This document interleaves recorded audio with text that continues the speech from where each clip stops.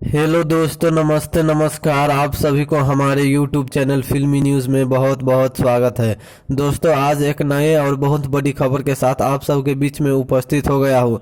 आज आप सबको बताने वाला हूँ कि भोजपुरी के trending star superstar Khesari Lal Yadav के गाने बंगलिनिया को टक्कर देने आ रही है। भोजपुरी की सुपरस्टार एक्ट्रेस अक्षरा सिंह जी की आवाज़ में इस गाने का बोल है, दोस्त नइखे बंगलिनिया के। तो आप सबको बता दो कि इस गाने को सुमधुर आवाज़ दिया है खुद अक्षरा सिंह जी ने और लिरिक्स दिया है विष्णु विशेष जी ने, और जबकि म्यूजिक दिया है प्रियांशु सिंह जी ने। आप सबको बता दो कि यह गाना अक्षरा सिंह जी के YouTube channel Akshara Singh official YouTube channel से रिलीज होगा।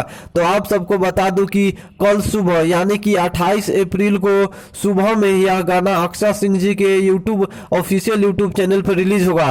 तो आप सब कल सुबह देखना ना भूलिएगा अक्षरा सिंह जी का ये नया धमाका। तो आप सब ऐसे ही ताजा तरीन खबर जानने के लिए हमारे यूट्यूब चैनल फिल्मी न्यूज को सब्सक्राइब जरूर करें और साथ में बेल आइकन को दबाना ना भूले। धन्यवाद।